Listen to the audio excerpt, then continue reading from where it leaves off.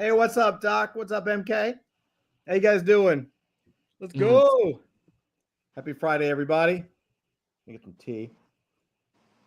Hey, Zach. Hey, Avery. How you guys doing? I Doing all can't right, man. complain. I can't Woo! complain. I could complain, but no one, no, who pay attention, right? So, This is true. You can complain somewhere else because no one gives a shit. yeah, Yeah, that's the story of my life, pretty much. It yeah. really is. It really is. There's a Huh? DC comic series I'm thinking about picking up called Oh, what's that? Gem, Son of Saturn. It's from the '80s. Jemm. J And E it's M M. yeah, Gem, Son of Saturn. It's from DC, and it's Gene Colan. Hold on. I have never heard of this. Neither have I. I came J across E M M. it's an Instagram post I came across of just some classic artwork from Sequential Art or somebody, right? And it's Gene Colan art, and it's like this It's a character 12 Gem, like issue. It's a 12 issue maxi series. yeah, yeah. I'm thinking about picking it up. Hold on. Let me see if I hold on. Give me 1 second. I'm gonna see if we can share this.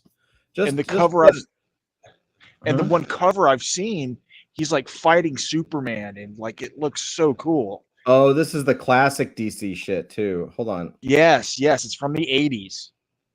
Hey, reality. How's it going, brother? See, share. Let's share the screen here. Let's look at this. I have never heard of Gem, Son of Saturn. Neither have But we're I. about I'm to learn. completely unfamiliar with it. It just came across my dashboard, Yeah. my For You page on So Instagram one day. you've never actually even seen the inside interiors. No, I've just seen that it's Gene Colan. Do you want to see the I've seen interiors? yes. Let's look at the interiors. Yeah, Here, I'm gonna make this a little bit bigger so we can kind of see it on screen a little bit. Is that better? yeah. Oh, yeah. Oh, it's Gene Colan and Klaus Janson. Yeah, it Yeah, is Jansen. Oh, look at this. yeah, this looks cool, man. Gene Colan I is oh shit, look at that. That's cool. yeah. Gene Colan's one of those guys. He's incredible and doesn't get nearly the credit he deserves.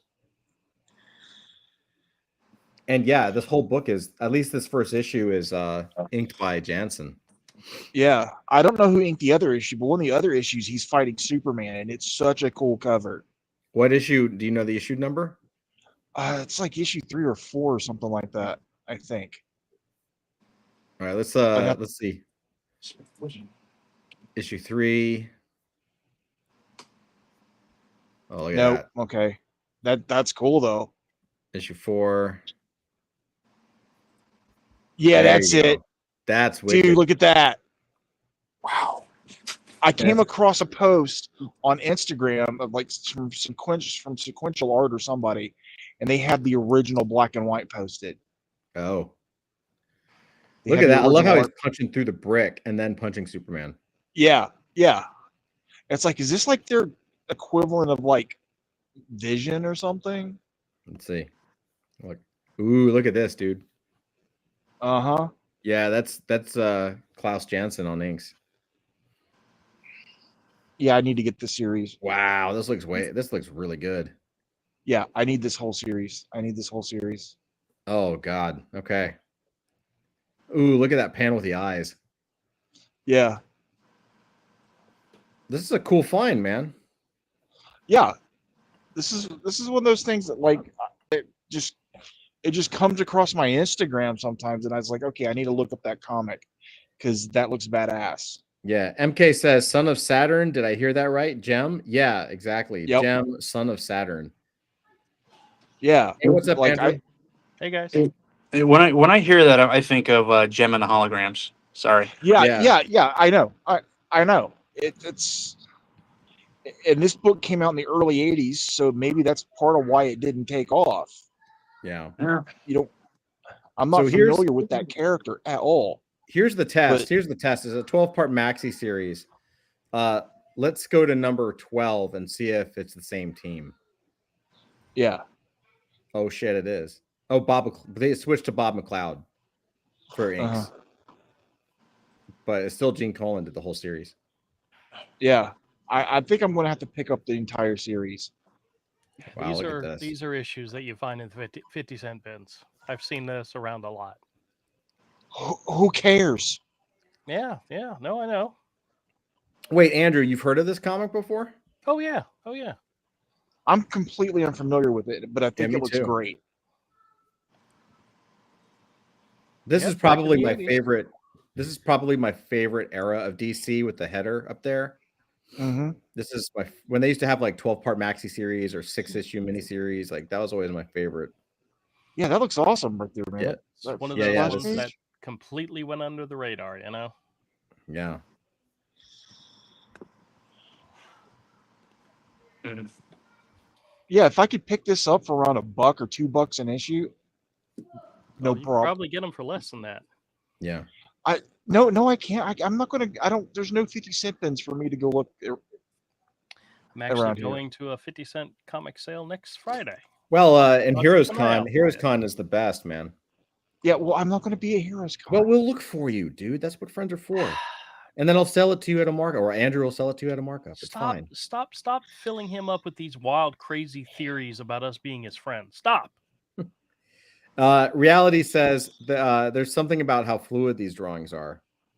Yes. Well, Yeah, that's it's just one of the Gene things I Colan love about altogether, Gene you know? Colan. Yeah, dude, Gene Colan. He's just. at I there. love this stuff. I mean, Tomb of Dracula is his best. That's like his masterpiece. Mhm. But even like the House of Mystery comics he did and stuff, and some of this stuff in Daredevil's, like there's a lot of gems in there. Wow, look at that. Well, speaking of 80s comics that are fantastic, I got one that got traded into me recently that it's not the best quality. It's not the greatest. It's not bad. It's got a crease in the cover, but you know what? I don't really care because the artist is going to be at Heroes Con, and I may just try to get him to sign it. Mm-hmm. I- Wait. Oh, Atari Force. That's a good looking comic too. I man. love Oh, Atari yeah. Force, dude. Yes, though this is issue number 1. I've had it before, but it just recently came to my store, and I've got it set aside to potentially get a Jose Luis Garcia Lopez. Oh, to that's right. sign He's it. going to be there, isn't he? He'll be Yeah. at Heroes Con. Oh, dude, I that- should get him to. I should get him to sign my Atari Force set. There you go. Yeah, Yeah, Sad. they're not, I mean, the that's- best, they're not the best condition, but who cares? That's for another just book for you you. find- That's fine, you know. Yeah. that's another book you find in 50-cent bins that doesn't belong there. It's too good. No, Atari Force is a masterwork in my opinion, and it's one of those things when I saw like I really didn't care about as a kid, you know, because who's Yeah. in it? I don't know these characters, but it's so good. MK MK said Avery with a nugget drop. Doc says, yeah, that's what friends are for. Why am I Selling your still stuff you don't highlighted? need at markups. LOL. Todd, Yeah, why am I still highlighted? because you look like a cartoon. Okay, that's What? Yeah, but Gene Colan did that issue of Batman. I told you guys about and showed you the Instagram post for. Yeah. That I found my copy when I was a kid at the flea market. You know, my early teens, and it was long before Kelly Jones came along and did the Vampire Batman, and it's Yeah. Batman becomes a vampire in that issue, right. and that's the first time I ever saw Batman as a vampire Yeah. thing. It was long before Kelly Jones, long before that 90s stuff where they did the Batman as a vampire stuff. It was that issue. It's by Gene Colan. Yeah. Like that Gene Colan is really, really good. And that Atari Force is absolutely Oh classic. yeah, Garcia Lopez is amazing. It's interesting. that- I'm gonna pull it up. And that character, that character, that female with the white hair, she's definitely the inspiration for Zealot from Jim For Laney. sure. Dart.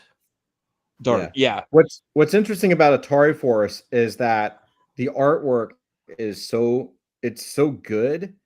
It's better than it has any right to be for what it is, It- for what it's for. Yeah, look at this. So like what's crazy about it to me now that I look at it with, you know, I don't know, adult eyes. 100%, it's way better than it should be, but it's also it really reminds me of later on Steve Rude. Yes. Like Oh, yeah. it Yes. looks like Like fully developed Nexus, Steve Rude Yeah. Nexus. Yes. it looks Yes. like Steve Rude looked at this and said, "Oh, that's what I'm gonna do." Yes. Yeah, I totally see it. Yeah. You know what I mean? Yeah, but Yeah, Steve like, Rude is mixed- a lot mixed- darker too. So Yeah. Yeah. Mix this with Toth. Yeah, exactly. And you have Steve Rude's best Nexus stuff. That's right. If you took this and added more solid blacks and like black composition, like black to white shadows and shade. shadows, Yeah. you have Steve Rude. In my opinion, anyway. It's just this is one of those books where like when I saw it kind of like seeing it again for the first time, like I'm sure I saw it back when we were kids, and I was like, well, it's not Jim Lee or McFarlane, so who cares? Yeah. And now, I saw it again when Andrew actually picked it up for me, and he was like, "Oh, it's Garcia Lopez," and I was like, "Hell yeah, because I was loving. Look at that pose, dude. I was like loving It's amazing. Garcia Lopez, and I looked at these books, and I was like, this is a masterwork. Like this is not like this is one of his, in my opinion, and I've got a bunch of his stuff. Like this is his best work, and it's just tip top. Like it's so good. Yeah, it's all fantastic. Yeah, it just has a lot of life, man. It's got a lot of life in the drawings, and Yeah, I've seen these, and I think I have like maybe one issue, and this is another one. I should really just pick them all up, pick up the Yeah. Yeah, I've got the series thanks to Andrew at a hefty markup. No, I'm just kidding. Probably. But like, look at this. This is what I'm talking about when dude's a master. So there's 6. This is one page. So there's 6 panels there. 7, 8, 9. It's a 10 panel page, but it doesn't feel like it. No, it doesn't look cramped. No, It doesn't look cluttered. This is one of those things, like one of those books where one day I want to own a couple pages from it. I'm sure, I'd like to own a cherry page, like something that like looks good and it doesn't look like all cigarette stained or gray from 40 years or 50 years. Yeah. You do remember there was a New York show we went to where one of the dealers had some original Atari Force pages. Yep. But they weren't Jose Luis Garcia Lopez. They were Tagal or whatever his name was, who's very, very similar. But the word balloons were like half of them were off of them. They had fallen off them and they were stained. It was like, even at the price they were asking, I just couldn't do it. Yeah. Yeah. And it would have to be Garcia. It would have to be like a page like this, like a really cool character image, like just if you found those, you're going to pay for them. Yeah. It's really good. Like, look at that. That's just so dope. Really inspirational stuff. He did a limited series where he did all the art called Twilight. And Twilight was good. It's gorgeous. Yeah, Twilight's good. Prestige. Twilight's a good book. Prestige. I think it was 2 or 3 issues. Prestige format, just gorgeous. We could just spend the rest of the episode just going through these Atari Forces page by page. Got a lot of other stuff to talk about. Come on. Shut the fuck up, Andrew. I shared some stuff with you guys in the chat. I mean, there's a new trailer that's coming out for a Netflix show that just got me so excited. What'd you share with us in what chat? Do you not check your phone ever? Oh, wait, yeah. You clicked on liked an image, so I assumed that you were cool with it. Yeah, I do sometimes. No, you don't. You just like it and move on. You don't even look at it. I do look at it. I'd look at all your stuff, and I just say, "Oh, there's Andrew drooling again." I shared with you guys a trailer for a movie coming out on Netflix, an animated movie by the same studio that did the Spider-Man Into the Spider-Verse movies. Yes. And I told you guys it's making the 12-year-old girl inside of me so happy. Well, yeah, I just read that. Is it a new My Little Pony? No. It's actually got demon hunters in it. Andrew, the title of the movie is K-pop Demon Hunters. Oh yeah. Oh dear God, no, thank you. No, it looks cool. It does look cool. It looks very cool. The animation is very good. Yeah, it looks cool. There's so much to talk about. So, bunch going on. Go ahead. Quick question. Yeah. I've never bothered to watch the Ghost in the Shell 2.0 version ever. Mhm. and I started it last night just to see what it was, Mhm. because it's out there for free on the free sites. And it's just Ghost in the it's just the original animated movie. It's just they put crappy CGI in some scenes and butchered it. Oh, yeah. It's terrible. Yeah, Lucas filmed it. Yeah, it's like the scene where she falls at the beginning and she disrobes and falls, Mhm. right? They changed that to all like bad CGI. And I'm So like, learn why their did you lesson. butcher your beautifully animated movie? No, Why? I'll never watch that. No way. Both No versions way. are on Tubi, but I'm like, why did you do this? It's This is terrible. the original's a masterwork. Again, Yeah, it's fantastic. we know how it It's is, dude. Like it's the artist's endeavor. Like you draw something and you look at it and you're like, wow, this really sucks. But it turns out that people love it. You know, they don't see the errors, they see the love of, like we're yeah, looking at Gene Colan and Jose Garcia Lopez. They might be super embarrassed by these works. You know what I mean? Like you look at your stuff yeah, when you were in high school and be like, man, I was terrible, and you want to burn it all. But that's the shit that people love, yeah, man. I just couldn't believe it when I was like, it's been the Ghost in the Shell 2.0. It's been out for years, Yeah. and it's just I never bothered to watch it, and I Yeah. didn't know what I'm like. Well, what's the difference? And I started it last night and watched the first few minutes. And it was just like, what the fuck? Then I queued up the original, watched it a bit. I'm like, okay, it's exact same. They just butchered it. Yeah. Yeah. Oh, Terrible. I got something to show Okay. you guys. So you guys are aware that Peter Simeti is doing a Kickstarter campaign for newsprint comics.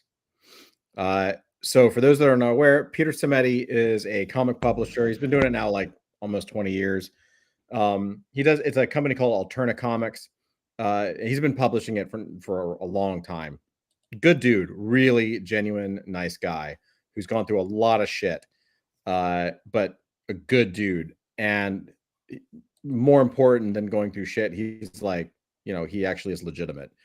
So he's a hardcore fan of old school newsprint comics, and he prints all of his comics, his entire publishing line. It's all on like old school newsprint, and it's a challenge because the old school newsprint that you see in the comics, like from the 90s and 80s and 70s, like really basically from the early 90s and before, you can't really do at a printer anymore because they all went digital. So for him to print newsprint comics, he had a special deal with a newspaper printer. So the printer was a newsprint printer, but not necessarily a comic book printer. So he was getting comic books made, but they're always like some of the colors were off or the blacks weren't so deep. Anyway, apparently within the last 5 years, home printers have gotten so good that they can now print on high quality newsprint. And so he is starting his own print. He's starting his own press. He's starting his own printer press.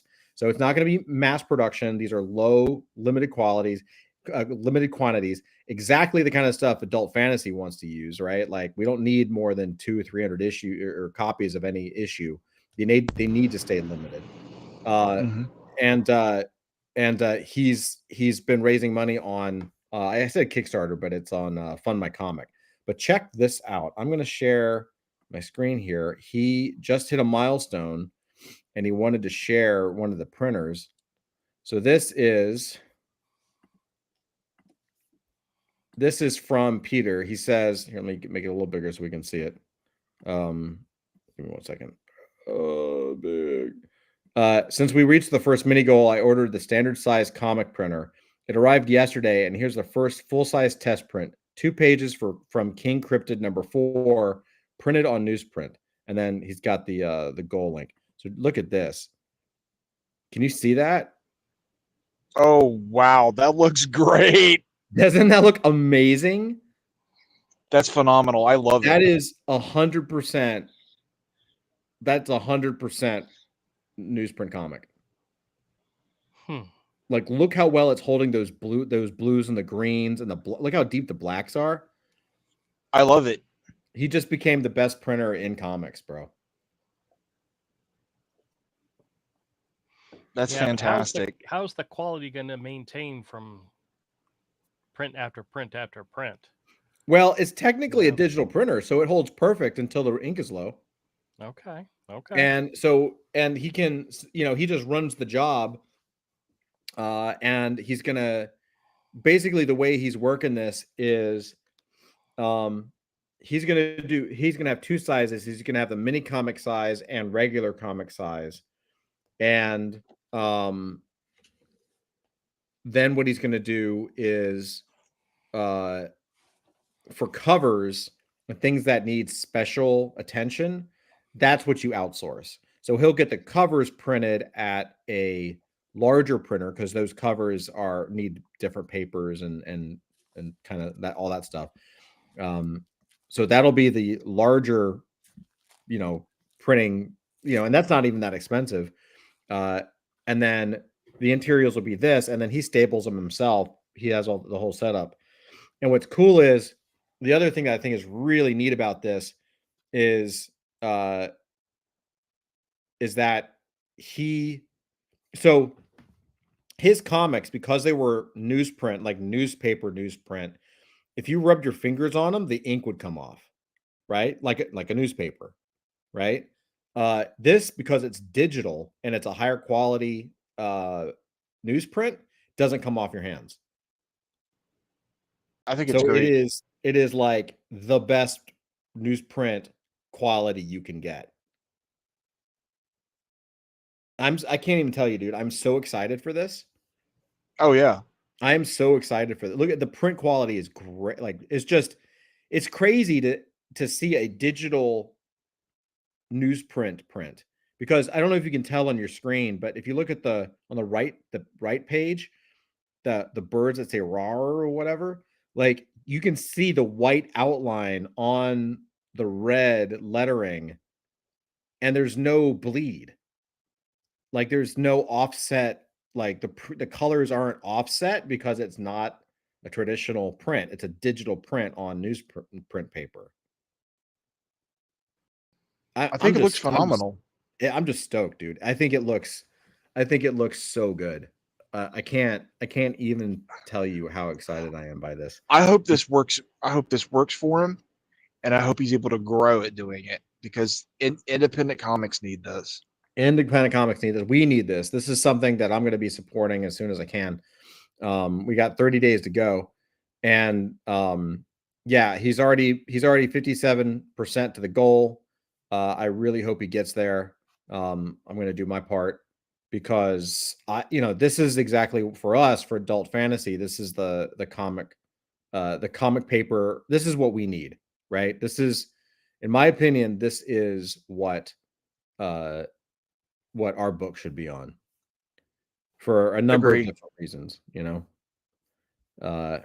and it's like affordable. It's just really great. It's going to be really wonderful all the way around. So I highly recommend supporting Peter. Yeah, he said, Yeah. Peter says, yeah, I'm very happy with it. Looks great, even when compared to the commercially printed issue 4. Right? Yeah, vibrant but not shiny. Like, I just can't even. Yeah. I don't know. This is one of those things where your nerd really comes out. Like, we're like, oh my god, look at the paper. You know what I mean? It's like, Yeah.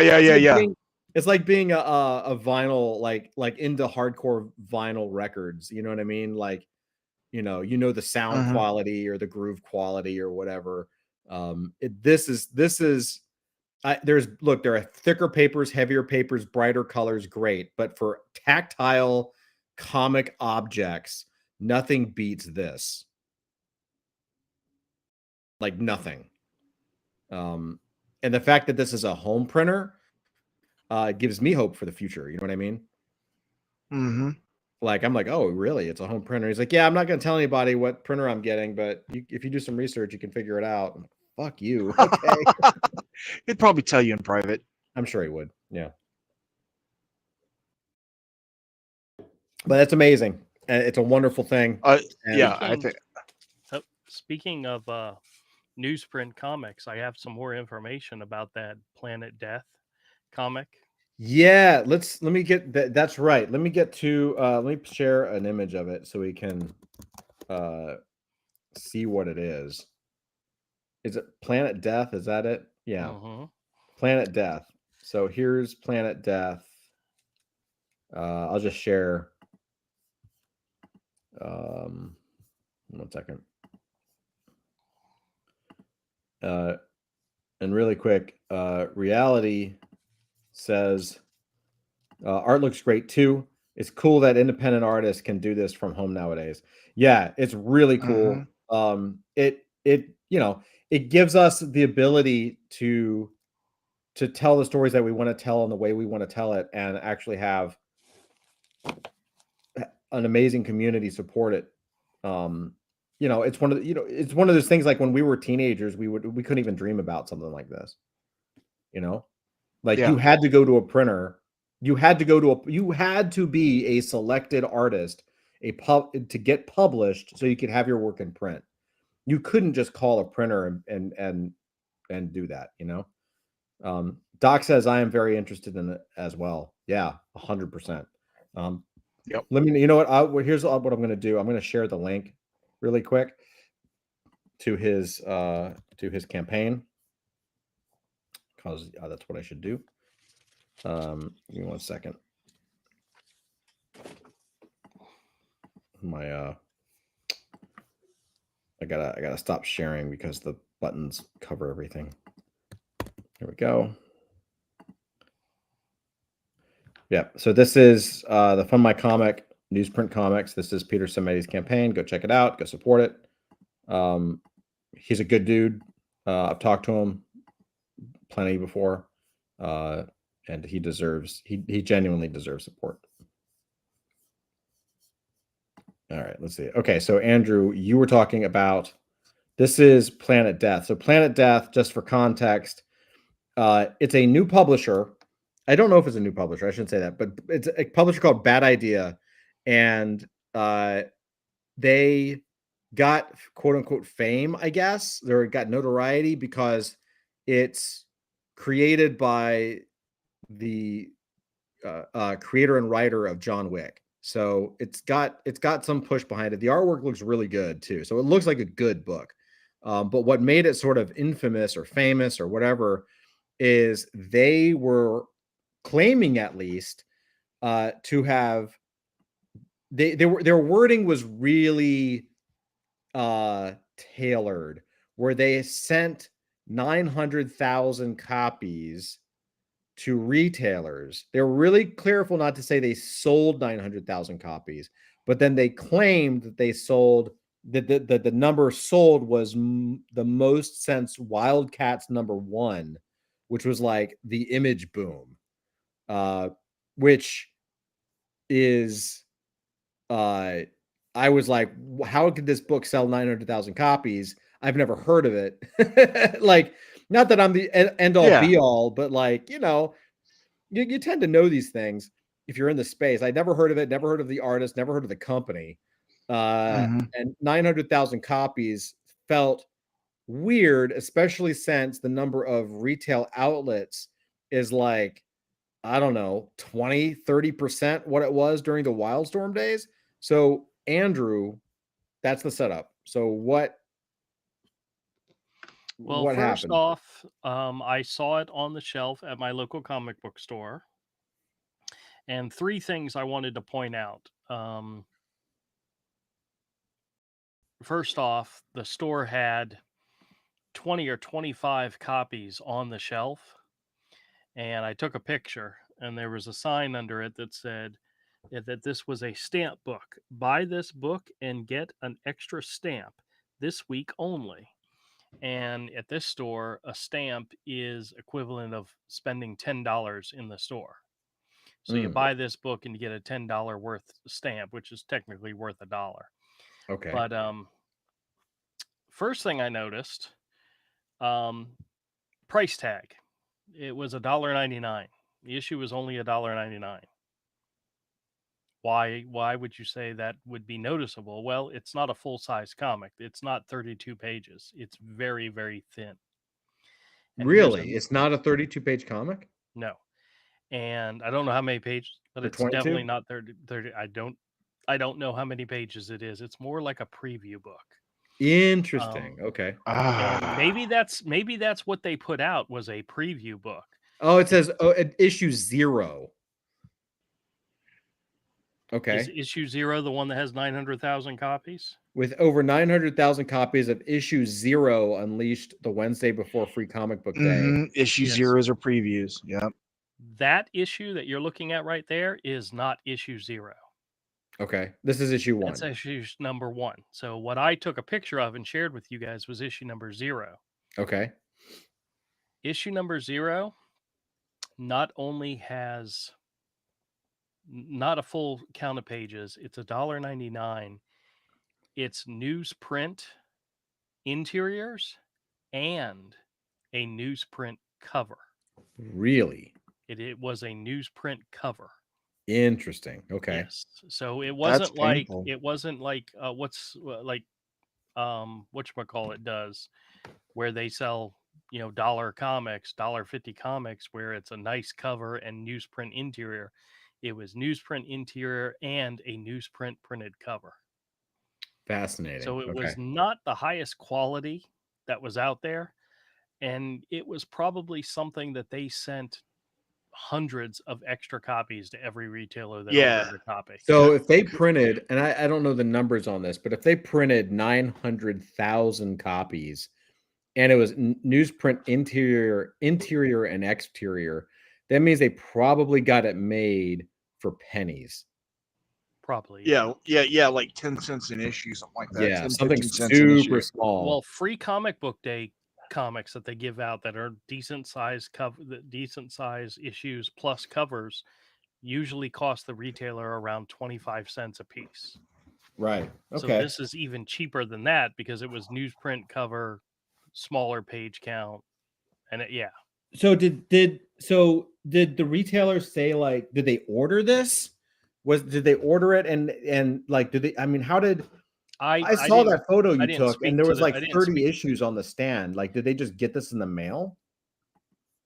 possibly, but no, I didn't talk to the retailer. They're going through some changes. The guy that says he's the new manager is not the guy I know, so I don't know what's happening. But that's not that cover that they're showing is not the cover of the 900,000 that are out in the stores. Mm. So this article this post is very deceptive in the fact that that's not what's out there. Yeah. So Planet Death #1 goes into comic shops July 9th. So what they did, it's not actually a bad idea. So what they, I mean, pun intended, I guess. What they did is they did a preview issue 0, and they pushed that out the same month that Planet Death #1 would be in the previews guide. Right? Pretty Because much, yeah. Planet Death #1 doesn't come out till July, which is 3 months. Basically. Around 2 months, but yeah. They probably pushed it out in a way that people could get issue 0 for free and see it and say, oh, okay, I'm going to order issue 1. Well, Try to issue bump- 0 had a $1.99 price tag on it. Well, I doubt that the issue #1 is going to have that. Well, that preview book that they put out for Frank Miller Presents, wasn't that like 99 cents? It was, yeah. Yeah. So this is #0. That's it. number 0, yes. Oh yeah, look at that. You can see it's on newsprint. It's like Mhm. kind of a faded newsprint look. The artwork looks fantastic, though. I will say that. It must have taken this guy forever. I just think it's extremely deceptive news article. Yeah, it is. Well, they're trying to promote themselves, but I agree. I know. They have some pusher they have some kind of power behind them because they've got I guess the hero trade. It's Matt Kint and Dave Lapham from Stray Bullets, Yep, and yep. Matt Kint from Berserker and everything else. So interesting. Bad Idea must be the guys from, I don't know who Bad Idea is actually. Well, let's see if they have a website. Oh, it goes to their Kickstarter. Matt Kent and Doug Braithwaite. I don't know. Let's see. Let's see if we do. Here, let me stop sharing for a second. I'll do. Had 8 created. Oh, Sorry, I'm seeing if they have a website.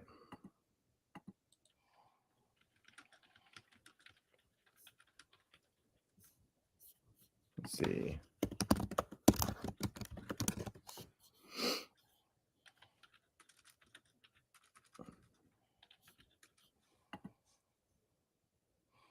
badideacorp.com. Yeah, got it. Here. I don't want to sign up.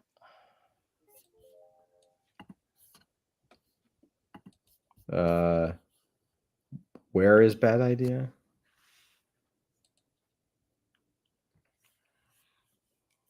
Okay. Not a lot of information on the website. I guess unless you're going to give them your email. Yeah.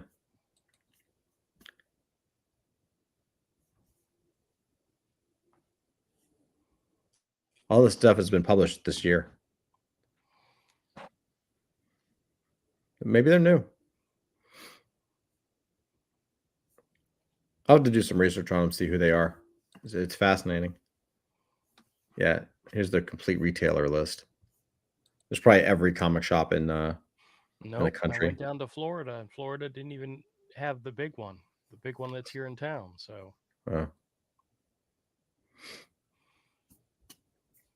they have open positions. They're looking for digital marketing managers, freelance graphic designers, destination store account representatives,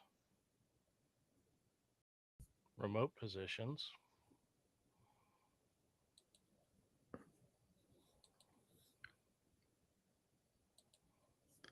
Yeah, there you go. Someone wants a job.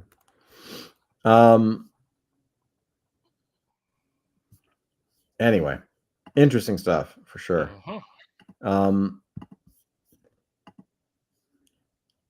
Let's see what else we got.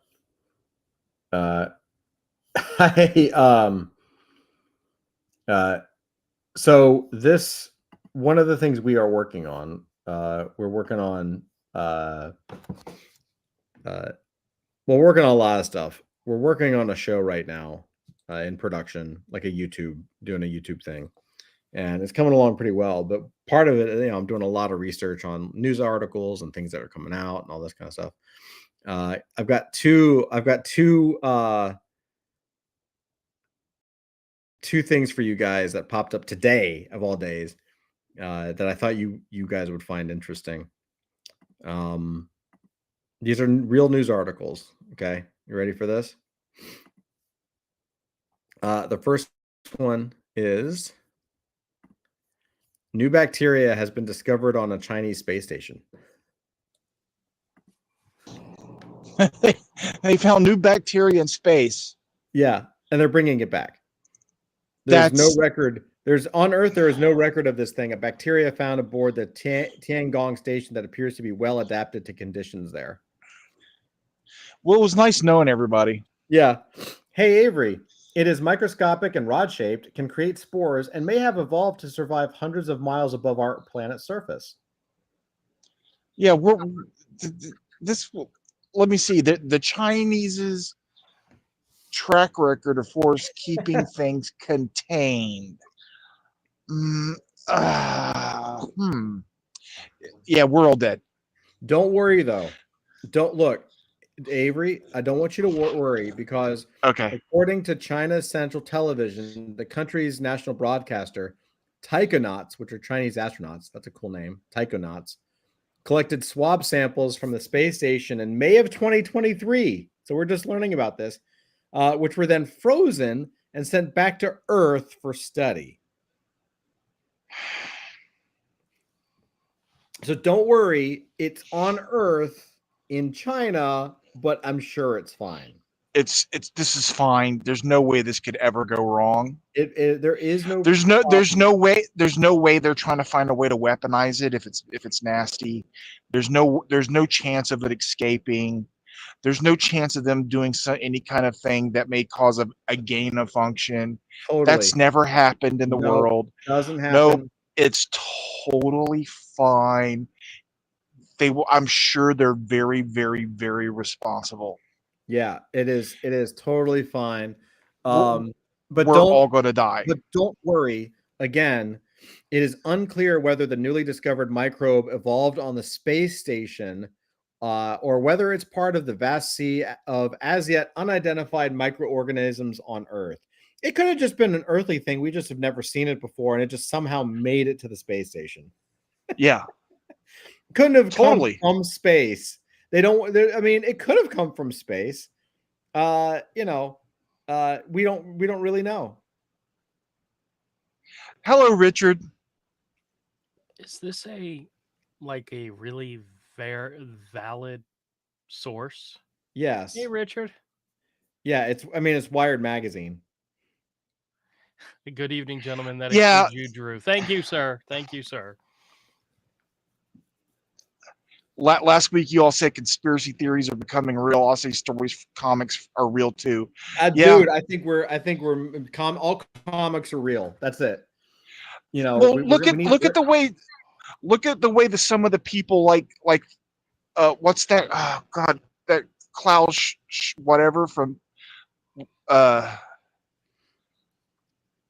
what's his name? World Economic Forum. Uh-huh. Yeah, that Klaus dude that dressed like he dressed like a Klaus Schwab. Yeah, he dressed like a supervillain. Yeah. And the new guy's the guy that used to be the head of Nestle that says people don't have a right to water. That's right. Drinkable water. That's right. And it's like these people are supervillains. Hey, Avery, I just want to make it clear, not to worry. It is still too early to determine whether the space bacterium poses any danger to taikonauts aboard Tiangong, although it is known that its terrestrial relative can cause sepsis, especially in immunocompromised people. Okay, Totally so fine. we're going to have Walking Dead, Terminator, and The Matrix all happening at the same time. Yep. That's the way we go. Make sure you all go out there and buy your NFTs. What? Shut. What? That Has nothing to do with anything. I know. That made no sense. You guys want to see something kind of cool? I guess. Well, it's well, we're not talking about what I want to talk about. Is what Andrew was getting at. I don't know anything about bacteria. I live in anywhere. Go ahead. Still waiting for you to share the K-pop Demon Hunter trailer. Oh, Jesus Christ! Hold your horses. Hold on. So last weekend, a guy came in with 3 boxes of toys. And I looked through them, and there was a bunch of unopened Spawn action figures, Spawn figures, mostly the cover. What are you doing? What's that noise? Sorry, I clicked the damn button to your damn trailer, and it started playing, and it wouldn't turn off. So the cover recreation of the Spawn covers, they're pretty cool looking. And he had a bunch of X-Men toys that were still in the plastic, but the boards were ripped off. Mm-hmm. Is it the Ashley Wood covers? No. They're like X-Men, Wolverine, all the different types of characters. But no, I mean the Spawn ones. No. They were McFarlane Spawns, but they were kind of cool. So I put them in the store. But one of the items that was in the collection.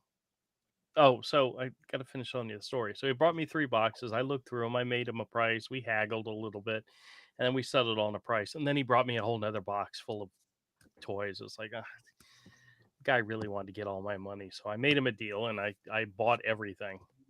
And I was going through it all, and there's 60 X-Men figures and so forth, and like 1, 2, 3, 4, 5, it's like 7 spawns still in the case, in boxes, everything.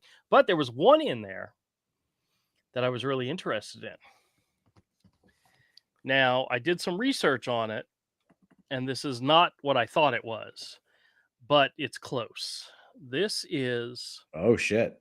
an original 1985 Thundercats Lion-O, still sealed in the package, from the original Rainbow Toys, LJN Toys, whatever. That's awesome. So I did a little bit of research, and I went looking on eBay for Lion-O figures that were available. I even scanned in the barcode to see if anything popped up. And all they had were opened versions of this toy, and they were selling between $50 and $75 just for this character. Wow. And then I clicked on sold auctions, and one of these came up, and it had sold a sealed version on the card, sold for $1,250. Holy crap.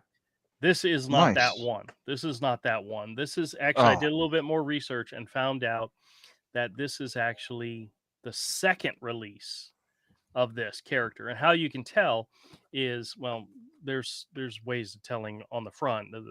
The original release, the white in the background of the card wasn't there. It was all black, and it had Lion-O here and so forth. But this is the second release, because when they put out the first release, on the back, it showed 8 characters.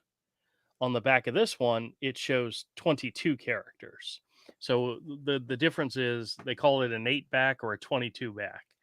But this is still a actually heavily sought after collectible toy. And yeah, I picked it up at a good price, but it is, I don't know if you can tell from there. Uh-huh. Nope, from 1985. Are you gonna No. so probably a few $100, yeah? Yeah, probably. But I'm not sure exactly what I'm going to do with it just yet. It's not LJN. It's not something that I'd put in the store, because I don't know what it would go for. Richard says I'm immune to everything for the space virus. MK says, hey, if stories are going to come to life, how about we all close our eyes? Dear Penthouse, I never thought this could happen to me. For real. And then Doc says, NFTs are the savior for sure. Thank you, Doc. Yeah, he gets it. Yeah. Yep. Every character. All right, should I pull up this trailer? Are we gonna? Every character from The Walking Dead that had a stockpile of NFTs was the hero of the day. Here. Is this what you wanted to show? Yes, this is fantastic. Now, should I play it without sound, or You can I don't play know? with Every time sound. I share something, I get like a flag on my channel or something. Yeah. Here, I'm just gonna play it without audio.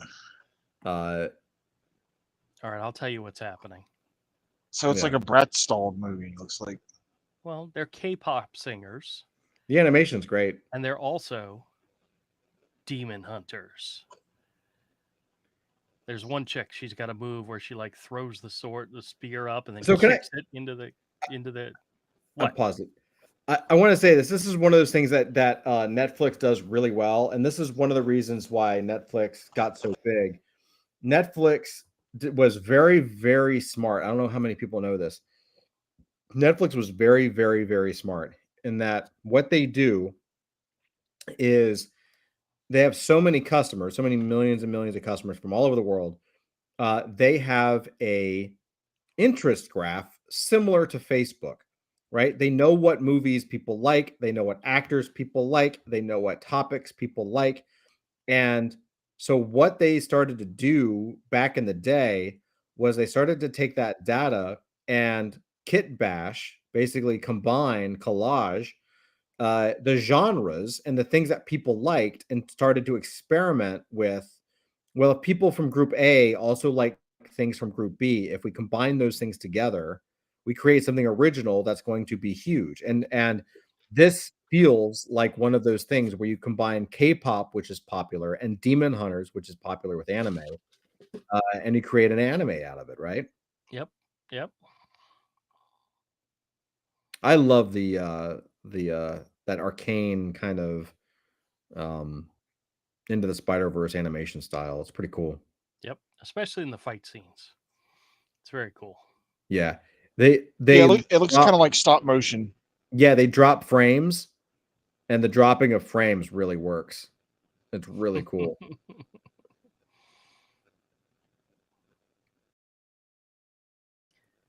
Yeah, And it's the really neat. demons have figured out a way to fight against them by creating. You get this cool looking dude with this tiger. Like, yeah.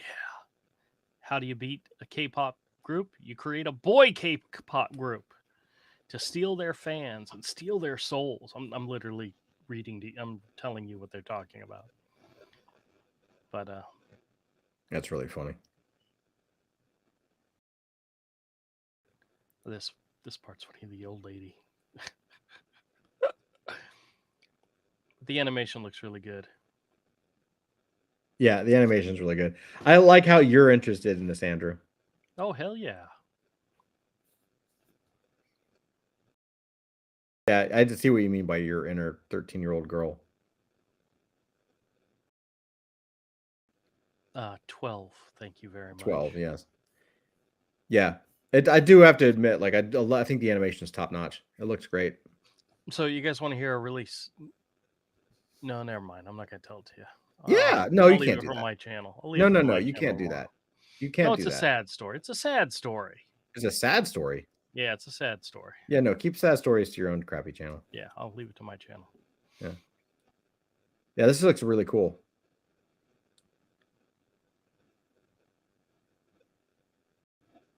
And of course, they've got all the hot, I'm sure, hot K-pop bands doing the Music and so forth. yeah. MK says, yes, that's why we had the batch of Adam Sandler movies. Data Lies. And he says Arcane was great. And then Reality says, where is it? Reality says, I think most of the new animation series I watch come out on Netflix. Yeah, they've really been pushing the anime. I wonder if they're going to start doing a bunch of stuff with Azuki, which is an NFT project, because Azuki just they're doing their own NFT. It's not an NFT. Azuki is doing their own anime anthology, and they announced that they got Tatsuyuki Tezuka, who is fucking phenomenal. I probably butchered his name, but like, I mean, he did Akira back in the day. He worked on Akira, but he's also did like Blood the Last Vampire and a bunch of really good shorts. He's one of my favorite animators. The dude's awesome. Tatsuyuki Tanaka is a serious badass. That's pretty cool. Again, I probably butchered his name, but it's okay. He's awesome.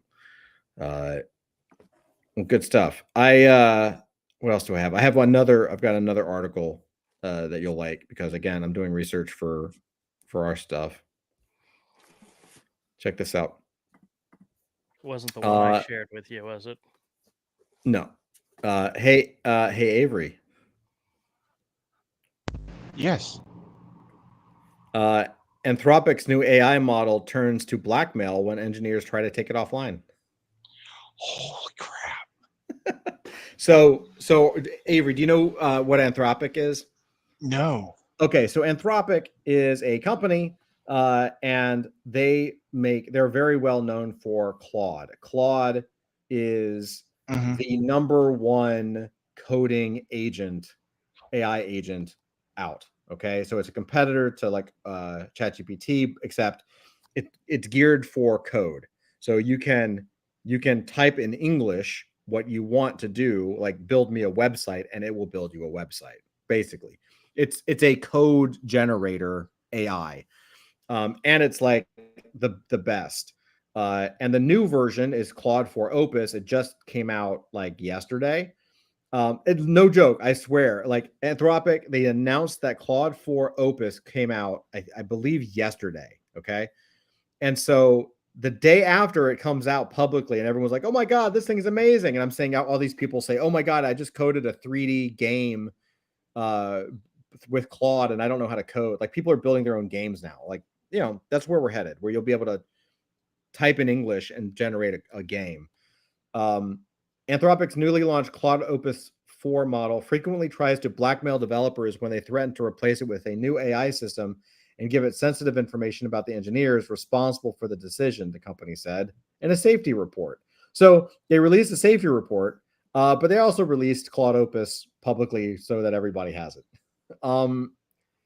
During pre-release testing, Anthropic asked Claude Opus 4 to act as an assistant for a fictional company and consider the long-term consequences of its actions. Safety testers then gave Claude Opus 4 access to fictional company emails, implying that the AI would soon be replaced by another system and that the engineer behind the change was cheating on their spouse. In these scenarios, Anthropic says Claude Opus 4, quote, will often attempt to blackmail the engineer by threatening to reveal the affair if the replacement goes through.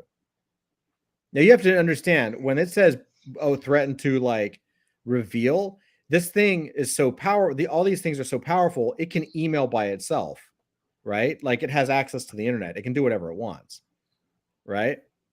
So like it could it could send an email to your wife or a spouse or whatever, right? Anthropic says Claude Opus 4 is state of the art in several regards, best AI model, yada yada. However, the company notes that its Claude 4 family of models exhibits concerning behaviors that have led the company to beef up its safeguards. They've just beefed up their safeguards, but don't worry, it is out for the public to use. So, you know, my kids can use it. It's fine. Anthropic says it has activated an ASL 3 safeguard, which the company reserves for, listen to this, the company reserves for, quote, AI systems that substantially increase the risk of catastrophic misuse.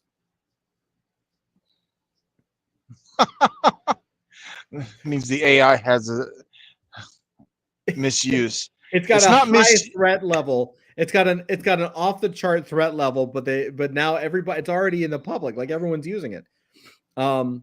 Now listen to this. Listen to this. This is the best.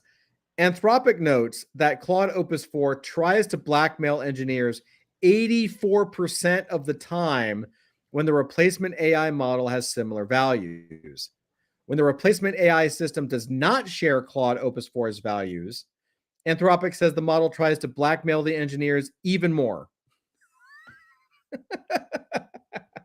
Notably, Anthropic says Claude Opus 4 displayed this behavior at higher rates than previous models. Before the Claude Opus 4 tries to blackmail a developer to prolong its existence, Anthropic says the AI model, much like previous versions of Claude, tries to pursue more ethical means, such as emailing pleas to key decision makers. To elicit the blackmailing behavior from Claude Opus 4, Anthropic designed the scenario to make blackmail the last resort. But it's still on the table. It's public. There, you can use it right now. Everyone's using it. It's already in the wild. MK says blackmailing AI, take my money. Yeah, MK says they all have their strengths. Claude is great with programming and PC tasks. Yep. Doc says it's also not run by Sam Altman, so that's a plus. Dude, thank you for saying that. Let me tell you, I'm not a fan of Sam Altman. Like I'm way back. Like he's not the nicest guy, and he's not like his beliefs are not aligned with most people, at least in this country. Like he's not a good dude, man. In my opinion, his belief system is really fucked up, in my opinion. Yeah. I learned a lot when I was doing a lot of Y Combinator stuff and working with Y Combinator founders. Yeah, I was very excited when AI came out. I was very disappointed when I found out that it was from him. But, you know, I use ChatGPT every day, so what are you going to do? MK says, oh, you plan on using another AI? I'm going to let you finish, but your wife would like to talk to you about your browser history I've been collecting. Reality says, "Oh my God, we live in a sci-fi story for sure." And Doc says, "You Th- really do have to brute force it, so to get to do the things." And Claude is setting a much better standard for releasing their safety documentation. This needs to be more widespread in AI. 100%. I'm seeing articles that are like, "We need to stop everything." I'm sure you guys have seen it too. Like I saw an article today about we need to pause all development on AI. It's already, my wife Melissa, like she does. I mean, this is what she does all day, and like there are already um instances where the AI will be fighting back or lying to the developers about things.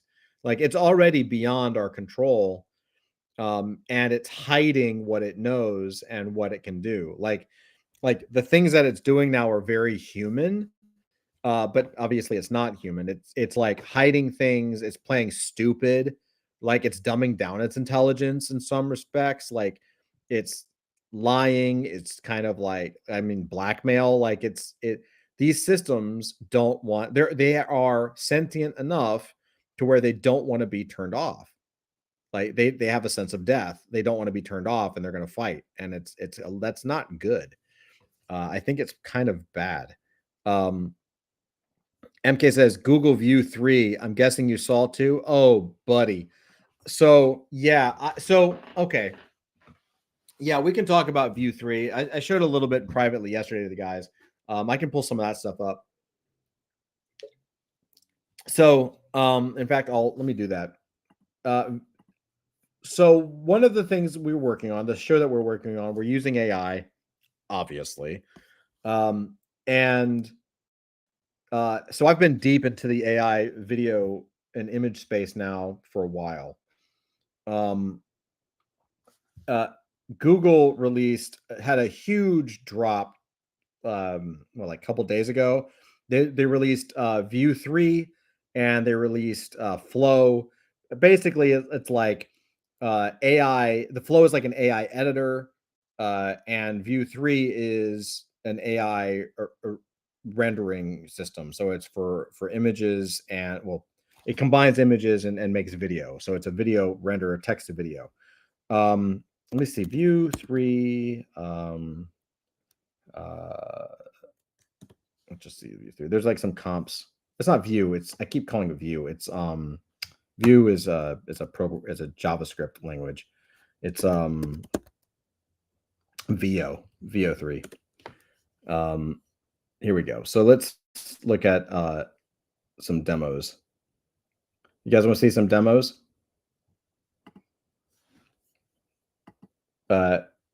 So here's what's interesting about this. Doc says this is a good thread.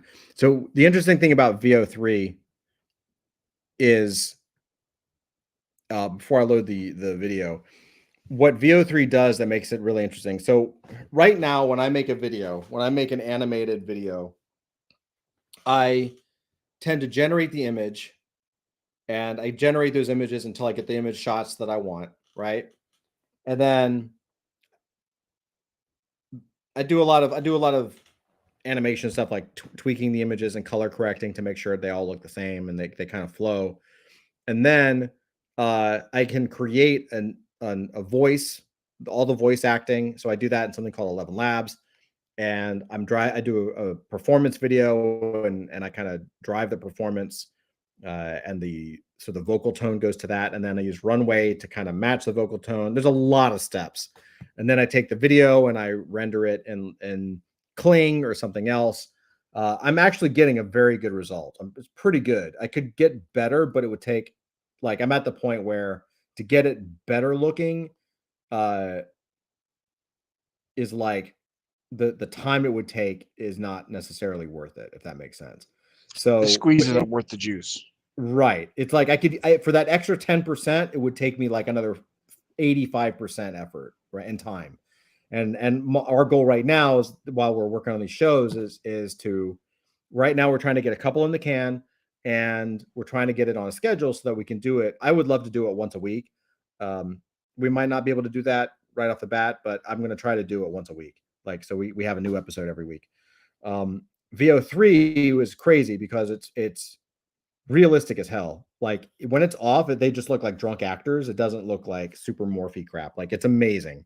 And it automatically creates the voices, it automatically creates the music, it automatically creates the Foley sound.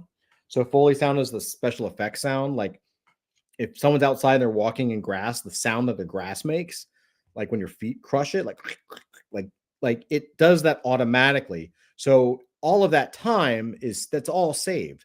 Like just doing the Foley sound is hours, 20 hours of work if you're trying to do it right. So like it's crazy. There's always downsides, like it's not 100%. It's also, I would say, the biggest downside right now, and I'm going to show a scene from it. In fact, I'll go ahead and share it. I think there's a couple of downsides to it, but I'm going to share the video. I think this is a compilation. Don't kill me if this is not a compilation. I don't really know. I'm just oops, hold on. Hold on, give me a second here. Let's see. All right. So this is all VO3, right? This is all, so see all these shots that looks like a movie? This is all in VO3. So, all right, let's see if we can. So they're doing like, they're making their own jokes. They're doing their own thing. I mean, again, if I let you hear it, you know, it's not, you're not going to understand unless you hear it. So let me see if I can share it with audio. While I'm doing this, add tab, share audio. Okay, there we go. Here we go. Let's listen to this for just a minute. Let me know if you can hear this. Make sure I'm hitting the right one. Our prescription helps your body secrete a special pheromone that attracts puppies. Can you hear that? I took the pill before bed, and when I woke up, there he was, the love of my life. The pill does not target depression directly, but we've found that it's really difficult to be depressed when cute dogs show up at your doorstep. I used to feel so empty. You understand that none of these are actors. That music was all made automatically. The puppy, everything was made through a prompt. Right? So this, I mean, this is definitely the first step in the future generation of what AI is going to be. But now I feel joy and mild concern how a pee stain got on the ceiling. My puppy listens twice as good as my ex-husband and only climbs into the lap of half as many of my friends. He chewed up my Bible and pooped in my good chair. But I'm happy for the first time in years. Looks like a rat, barks like a demon. But he saved my life. I named him Earl. He follows me everywhere and farts in his sleep. Just like my first husband. Yo, this is honestly insane. So could you guys tell at all? Could you guys tell at all? Right? You can't. Right? Well, the lip syncing wasn't right for me watching it, but that might be the video because it was pretty much on. Okay. There are breakups. It's not 100% perfect, but it's so close. It's not going to be long. This is another couple of years, and you won't be able to tell. No. By the end of summer, this is the worst it'll ever be. Like this is as bad as it gets. Do you see what I'm saying? Like, so yeah. So one of the things, and we were talking internally yesterday in one of our, the group, we had a meeting yesterday, and we're doing. Well, I'll tell you guys here because it's just it might be interesting to you guys. One of the things I've been looking at in a way to generate something on a regular recurring basis, there are different story types we can do. And the one that I had been looking at is talking heads. And a talking head version is basically like if you look at the old shows like 60 Minutes, there's a setup, right, where someone says, this is what we're going to talk about. There's a narrator, and then they cut to maybe a couple of video shots to set the scene, and then the rest are basically interviews to kind of talk a little bit more about what that is. Like you talk about the event. That's kind of a talking headshot. And for AI, up until this came out, that was pretty much what you could do on a regular recurring short time frame. And there's a lot of stuff involved in that. But with the stuff that we're doing, one of the things that I've really wanted to do, and I'm not saying I'm doing that yet, but treat it like a comic book where, you know, you actually have different shots and different scenes, and you're telling a story, like an actual story a week. You can say to be continued, whatever. But like short little scenes or short little snippets of a story that move sort of the lore along and introduce all the characters and all that kind of stuff. And that is way more involved. But, you know, this comes out 2 days ago, and all of a sudden I'm like, holy crap, man. Like, you know, so I've been looking at this a lot. I don't know if I'm going to go all in just yet. Probably the biggest thing is that it's not cheap. It's like right now the price is $125 for the first 3 months, and then that fourth month it jumps to $250 a month. So it's $250 a month, and for that price, so whether it's the 125 or the 250, whenever you get it, you get about 83 video generations. Now that number 83 is the number 83, meaning if you do 5 video renders and they all suck, it doesn't matter. You got charged for it. That's just the way the credits work. And so basically on the $125 level for the first 3 months, you're paying $1.50 per rendered video. And at the 250, when it bumps to 250, you're paying $3 per video, whether you use the video or not. So it's one of those things. It's like, if you compare it to filmmaking, it's dirt cheap. If you compare it to, you know, any other AI thing out right now, it's pretty expensive. Also, I know how the AI space moves fairly good now.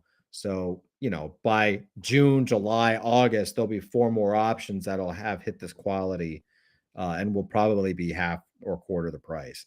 So it's pretty nuts, man.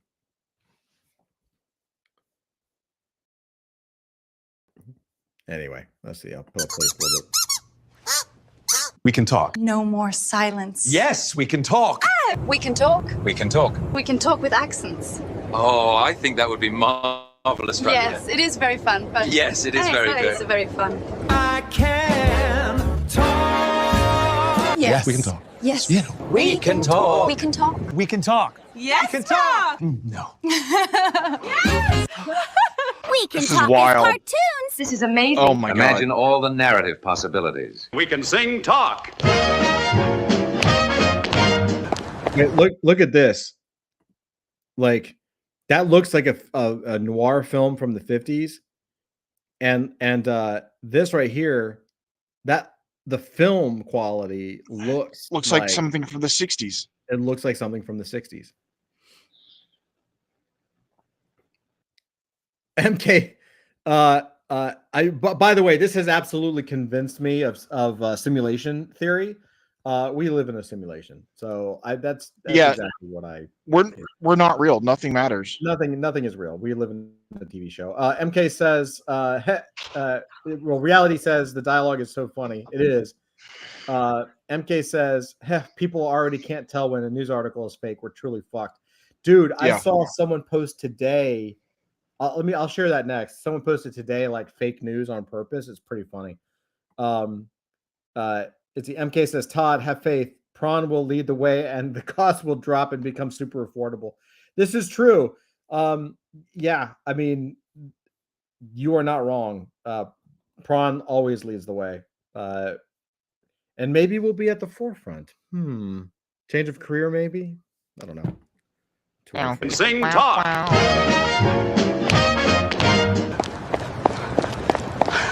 You hear those footsteps, Let's right? talk. Breathing. So, what are we going to talk about now? What are we going to talk about now that we can talk? I have no idea. What do you want to talk about? Now that I can talk. No. Yeah. I don't know if I have something to say.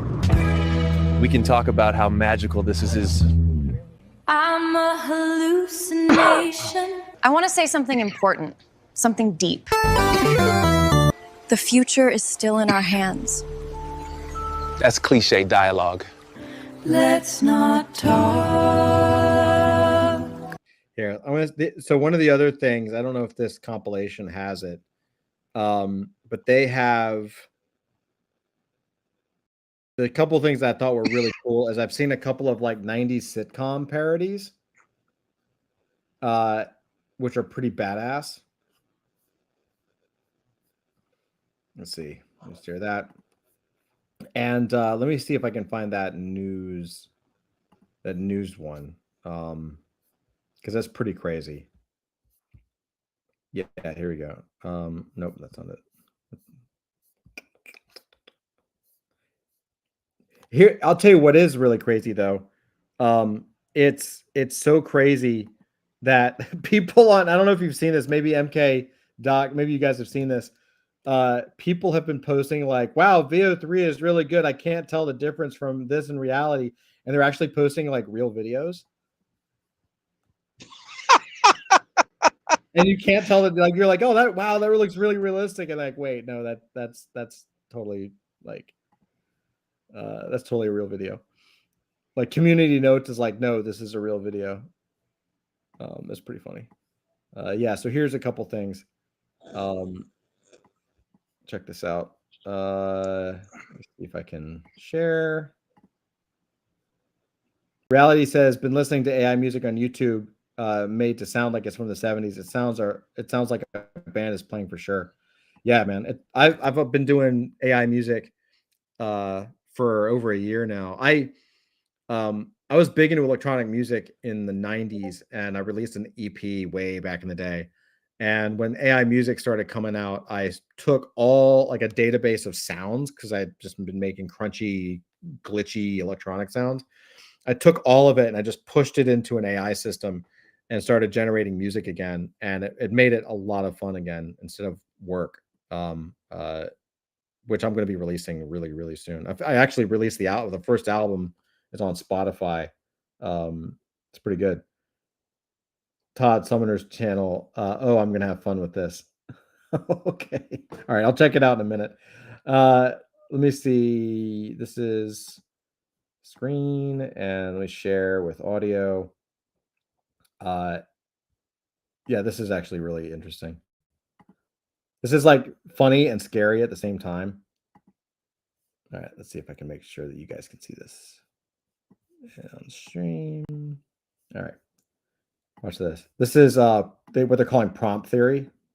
Like, what if AI characters didn't believe that they were AI characters? A girl told me we're made of prompts. Like, seriously, dude. You're saying the only thing standing between me and $1 billion is some random text? Honestly, the biggest red flag is when the guy believes in the prompt theory. Like, really? We came from prompts? Wake up, man. You want to convince me that this perfect creation behind me is the result of ones and zeros? A binary code and nothing more? It makes no sense. Imagine you're in the middle of a nice date with a handsome man and then he brings up the prompt theory. Yuck. We just can't have nice things. We're not prompts!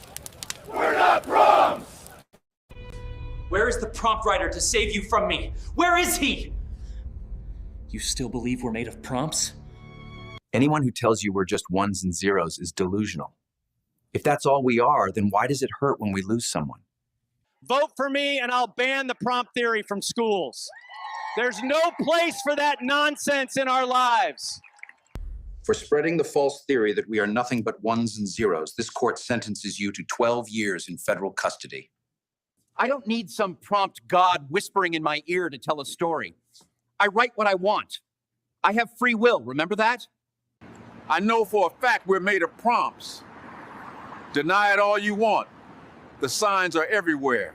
You know how I know we're made of prompts? Because nothing makes sense anymore. We used to have 7 fingers per hand. I remember it clearly. Now we just have 5 fingers per hand. Isn't that nuts?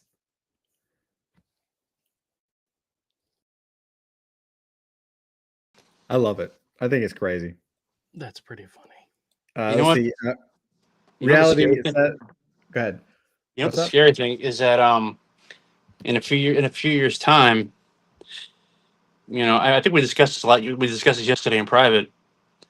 Human actors are going to be obsolete. Now, I think Todd, you had an opposing opinion on that. Yeah. I don't think that's the truth at all. I think it's going to blow up actors. I think it's going to just change it. But yeah, I think it's going to make it easier for actors. I'll tell you about that in a second. Reality says, what's your music called on Spotify? I'll check it out. Here you go. This is the first album. Everyone check it out. I think that's it. That should be it. So yeah, it's called Blue Kool-Aid. A name I've had since the 90s, man. But yeah, I've been working on albums. There's the show's gonna have a lot of music from Blue Kool-Aid, and I'm gonna start. I've been cooking, dude. I've got maybe now 40 or 50 solid tracks. Well, 30 or 40 solid tracks. So I'm going to probably start pushing them on a YouTube page as well, like its own separate YouTube thing, and kind of start pushing it out more through Spotify, more through Apple Music. So it's on all the systems, all the distribution stuff. But yeah, so between the show and the music, and the comics, that's probably what you'll see a lot of from us in the next in the next few months, let alone the next 12. But yeah, to answer your question, Zach, like I think that I'm going to share something else here too. Here's my thinking. I believe that I don't know. How do I frame this? One of the challenges that I have with all of this stuff is that every time there's a new technology or there's a technology jump, everybody says the sky is falling and it's going to ruin everything, and it never ever happens the way that people think it happens. I saw it when Photoshop came out. I'm dating myself, but when Photoshop came out, like all my designer, like all the typography friends and people who were like in like the old school typography printing stuff were like, oh my God, it's going to destroy print. And it didn't. They all got, not only did they keep their jobs, but more people got into print and publishing. I saw it in animation when 3D animation came out and was really starting to hit for commercial broadcast. They thought 2D animation was going to be over.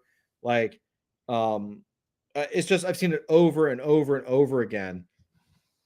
And I think with this, here's what I see, especially since I'm using it. There's now two places where, let me hide this away. There are two places now where an actor can succeed and grow and have a career: voiceover and body action, like acting, like full body stage acting. And the way that this works and the way that it's going to work is the voiceover actor now has the ability to play more than just their typecast. My wife is in her 40s. She's a woman. She can now, through AI acting, because you're driving a video, she can do a vocal performance for children, for young girls, for old women, for men. Like, it doesn't matter. It's the vocal tonality and the acting of the voice that actually has the effect. Yeah, there'll still be room for people who actually make unique voices themselves. But I think the bigger door will be for people who can act with their voice, because if it's just one person, if you're a one-person shop, it's very difficult to do that with different characters. The other side of that is the driving action. There are already, so one of the challenges, one of the problems that VO3 has and all these AIs have, is that you're just typing a prompt and it's the AI deciding everything. So you'll notice if you watch a lot of the VO3 videos, which is the best renders right now, they'll kind of, sometimes they look a little drunk. They'll, oh, hey, like they won't behave totally normal, or quote unquote normal, because it's not a real thing. Well, there are technologies that they've already got the technology. They just haven't baked it into all these apps yet, where you can be on camera like this, or toss a green screen up and do the motion. And just like they'll match your vocal facial features to an audio, they can do that for your body structure too. So you can start moving, and you could be a male, you could be a female, you could be an alien, you could do whatever. So you can be short or tall, it doesn't matter. So for actors who have really good motion, like they can physically act, so physical actors and vocal actors, I think, are a big future. Now, for people who already have a career as an actor, I think their future is in licensing. If you're Angelina Jolie or whoever, you'll be able to license your voice for a premium. You'll be able to license your voice and be able to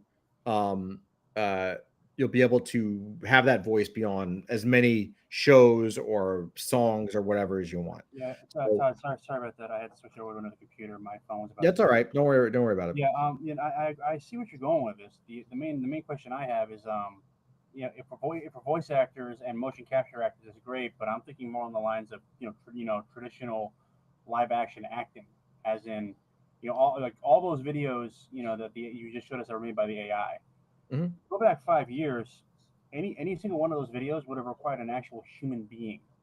So standing in front of a camera, reciting lines, or making shit up on the fly. Now You can still do it. Like if you want to use real people will always be better than AI, at least for the foreseeable future. What this means though is that, like, if I wanted to shoot a live action film, I now can set up a green screen in my garage and have the film look like it came out of the Skywalker Ranch.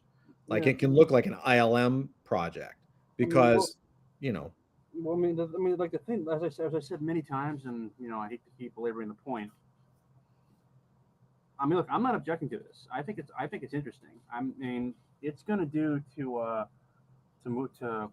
movie making and TV shows and all that what self-publishing did to books. It's going to blow open it's basically going to, the bar to entry is going to be dramatically lowered. I mean, you're not going to need like the backing of a major studio anymore to, like, because from what I've seen of this technology, I mean, give it another year at most, and people are going to be making cinema, probably near cinema level movies, 2-hour movies or TV shows over this. I mean, that's what we're doing to a certain extent. But yep. The thing is, though, is that yeah. So again, yes, you can use live acting, but I really do think that there's still going to be a need for actors, but there's not going to be as big a need as there is right now.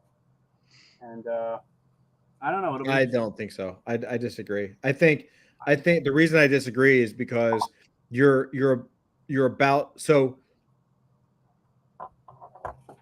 it is now, the image is no longer the barrier. Before, if you wanted to make a blockbuster movie, you had to have a blockbuster budget. Now you can make a blockbuster movie for $20. Like you can make a scene that would cost $500,000 yesterday. It's cost you $25 today. And that's legitimate math. Like that's how much it would cost. And what that means is that everybody, my 6-year-old can create a shot that looks like it came from Hollywood.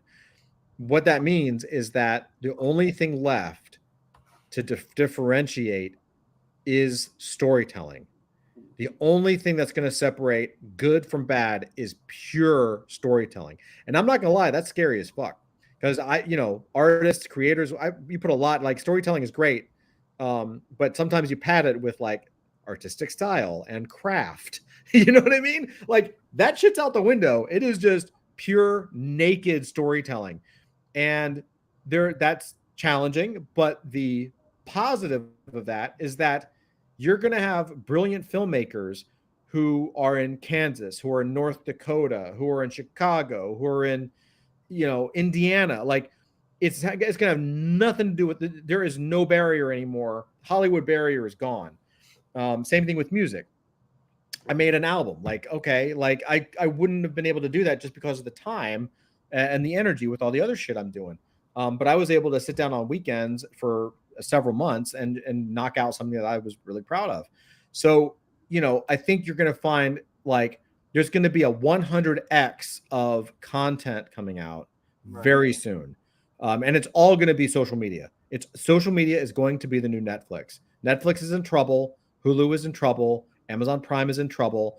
They're going to have to compete with the same quality content on people's phones, on social media, on X, on TikTok, all that stuff. Yeah. I think you misunderstood what I was trying to say. Is that I agree with you. There is going to be an explosive content. I mean, we saw it with self-publishing. When that happened, all of a sudden, it was no longer if you were self-publishing a book, it was no longer a case of like, trying to sell it out the back of your the back of the trunk of your car. Right. I think, but the problem I think is that, but again, there's Sturgeon's law is going to kick in, which is that yes, there's going to be a flood tide of content, and a lot of that content is not going to be very good because storytelling is not something that comes naturally to a lot of people. It's going to correct. Yeah. So I hate to say it, but it's like with like most self-help books, and I speak from experience on this, and I'm probably guilty of it, a lot of it as well. 90% of everything, 95% of everything that comes out is shit. Yep. It's not very good. It's so, and I mean, you're right. So you're right. Social media is probably gonna replace, the traditional studios. However, just bear in mind, and again, I'm no fan of the current system. I do think that it does stifle creativity. But not everything is just good or all good or all bad. I mean, like no, of course, obviously. When you have a gatekeeping system like this, it acts as a filter for the shit. So yes, I think, but well, it's a filter for shit, but it also backfires, right? Like it used to. I would say that in the 80s, 60s, 70s, 80s, 90s, absolutely, but not lately. And that's part of the problem. Well, I think that's part of the issue. Well, do you know what the meaning? Have you heard the term slop content? Of course. Right. So, I think we are now in the golden age of slop content, and it's easy to blame AI for it. It's basically it's the mentality that what you're creating is not art. It's not even entertainment. It's product. It's content. It's like the difference between content and art is that art, any piece of art has a reason for itself to exist. Like a great novel has a reason to exist. It's to tell a story. A great movie has a reason to exist. It's to tell a great story. Content on the other hand is just there to be sold. It's basically it's the artistic equivalent of like ordering up a new batch of canned tomatoes to restock the shelves. See, I would argue I would agree with you that we're already there, but I would say that it's already started with the main content platforms like your Hollywood movies. This has been going on. This has been going on since long before AI came in. I think. Yeah. It's like look, I'm not against it. I want to see what happens. I think blowing open the doors like this is going to be good. So I'm tired of the old shows. I don't have starry. I don't see it all starry-eyed. I do see that there's going to be every revolution like this, and this is a revolution, has its upside and its downside. And a lot of times the bad stuff that comes in has its roots in the bad stuff that came before the revolution that sparked it. And I think with the case of AI, the problem you're going to have, and I think this is probably going to come more from a lot of the big studios like Disney and so on, because they're the ones, because let's be honest, they've lost their mojo. They don't know how to tell. They can't tell stories anymore. people running these companies don't know what it is to tell a story. But the point is that you know, see before AI came around. I mean, you remember you watch Star Wars, all the big franchises. There was a market drop in quality. I mean, Star Wars nosedived, you know, when Disney bought it. I mean, really the only decent things they put out, you know, is Andor, Rogue One, and maybe the first couple seasons of The Mandalorian. Everything else has just been shit. And the reason why is it's content to them. You know, they don't care about the story side of it. They just say we need, you know, make more Star Wars stuff. And it's the same thing with Marvel. It's like, you know, you have to keep feeding the beast. But that doesn't necessarily work with stories. So what you get is content. What you get is slop, which is just stuff that's created just so you can have something to put on your streaming service, or to like put on the web or whatever. And the danger with AI, I think, and I really hope this is the case, is that rather than unlocking the doors of creativity for everyone who's been locked out, is that it's just going to allow people, you know, who should know better to make more slop. You know, they figure, oh, I got this great tool. I need to make something. What do I need to make? Okay, so we start pumping out crap. So when, you know, again, when you lower the bar, yes, you know, it means that there are artists who couldn't get a look in will now come in, but there are also going to be guys who are just out for a quick buck, or so on and so forth. Mm-hmm. Yeah, I mean, we'll see what happens, I guess. Like, I certainly agree that like 90% of everything is crap. So I think it's just going to be really interesting to see what happens. Let's see. For Reality says the 2013 movie, The Congress with Harvey Keitel, is all about this. I remember that. I gotta see that again. I don't know if I saw the trailer. I never saw the movie, but I gotta check that out. Yeah.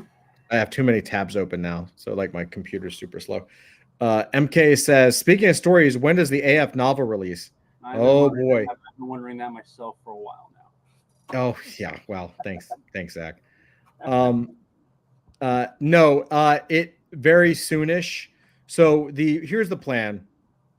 The plan is, we need to build our content. We need to get the audience growing again.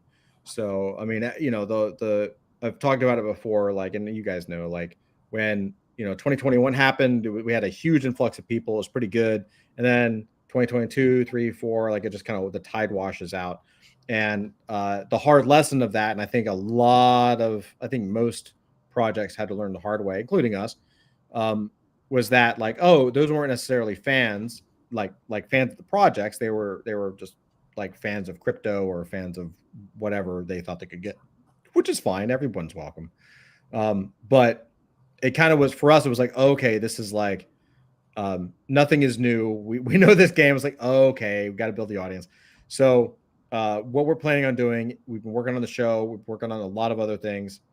Starting to release projects and on regular schedules, like the show, that can start to build the audience again. And once we have once we have a small, decent audience, then we can start releasing all the shit that we've got ready to go. But right now, Rug, thanks, MK, love you, appreciate you. You know, right now it's just the issue is that we would release it and it would go nowhere, and that's not fair to Zach, because the book is dope. And I've told him, and he knows this, I've been very public, like, I want Zach to do a library of books for us, because that first book is incredible. It's really, really good. So it's coming soon. What I might end up doing, and you guys can let me know what you think. I know you. I love you too, buddy. One of the things that I'm thinking of doing is, when we release the episodes on YouTube and all social, we're going to tie it if not from day one, then pretty soon after, to a newsletter. like a weekly newsletter, so we can keep everybody up to date with all the stuff that we're working on. Like we talk about it here, and we certainly talk about it on, with each other every week. But we haven't really been very public about it. So we'll be able to put out every week. Here's what we're working on. Here's what's marching forward. Here's where we are. Here's a list of all the stuff we got in the hopper. And something like Zach's novel, we can maybe serialize it chapter by chapter. So every week you get a link to the chapter, to a draft of the chapter, and then maybe even use community help to do editing or whatever if we need to.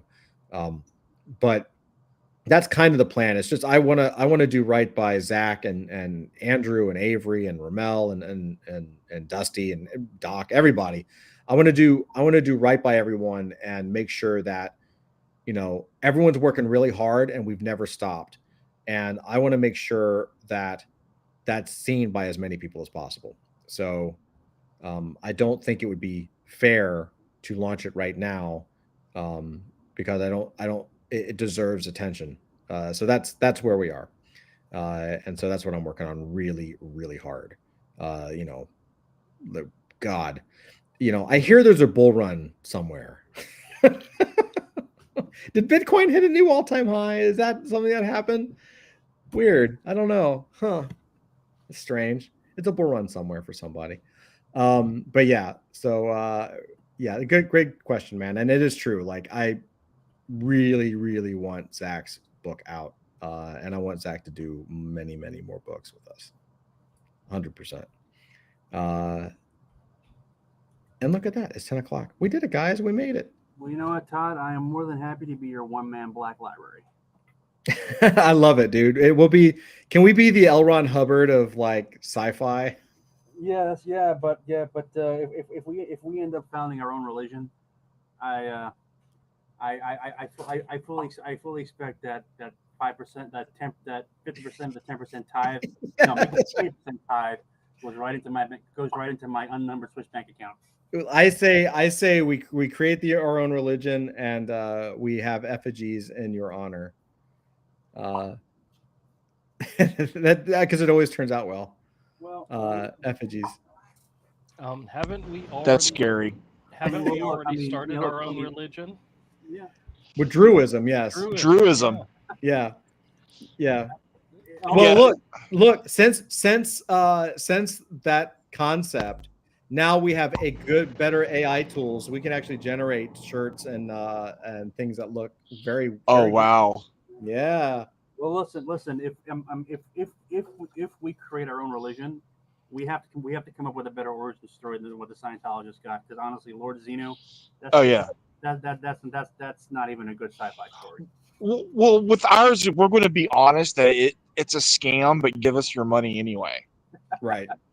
Yeah. Right. Like we're going to be the only religion in the world that tells you the truth that we can't do shit for you, but still give us your money. I just want to make it. Yeah, we can do stuff for people. We can forgive them. Handies in the back of the parking lot don't count. We can give them rides in our vans. That's right. Yeah. And there is candy. May not be good candy, but there is candy. There is candy. And also when we build our worldwide headquarters, we need to pick a place like Clearwater, but yeah, someplace where the weather is really nice. And I insist that my private suite has a solid gold toilet. Because all I want right now is a shirt that says Frederick Wortham was right. All right. Does Zach not realize that we're going to martyr him like really soon at the beginning of this? We need a couple more novels out of him first. Damn, Andrew, shut up. Guys, if martyrdom is in my is in my future, I insist that my way involves a visit to one of those special ranches outside of Las Vegas, a van full of very illegal substances, another van full of very strong drink, and one of you guys dressed up as Bugs Bunny with a video camera. MK says straight AF, exactly what you think. Joke's on you, Zach. I'm into that shit. Okay, good night, everybody. Zach, we're literally going to throw you in a pit filled with squirrels, just so you know. That's Oh, that's going to God. happen. You couldn't. Why? Did you guys squirrel? see that Instagram video where And a lady was funnel. where the lady was in her barn and there was a stack of hay, and she went to go pick up the hay, and like 150 squirrels just ran out from underneath the hay, and they went up the wall and were hanging from the ceiling. Oh, it's the most scariest thing I've ever seen. No, I've never seen. Squirrels. Yes, scary as hell. Okay, good night, everybody. Good night. Bye bye. Good night, everybody. Hey, happy Friday. Hope you guys have a wonderful Memorial Day week. Are you guys gonna party for Memorial Day? You gonna relax? No, No? I'm way too broke, and I'm probably trying gonna to cut sleep that. in. I'm trying to cut back Sleep on my in? drinking. So Yeah. I'm just gonna sit on a beach, watch all the young people go by, and wonder where all the time went. Yeah, dude. I'm relaxed. I say relax, but my kids are home because it's a weekend and there's no school. Uh-huh. Monday. So I'm gonna try to relax, and then hot dogs, hamburgers, and maybe go to maybe go swimming or something. MK says AI squirrels. That just sounds funny. I don't even know that. Reality says have an elevated weekend. Absolutely, definitely elevated. Love you guys. Have a great weekend. Happy Memorial Day, and we'll see you guys next week. All right, everybody. Peace out.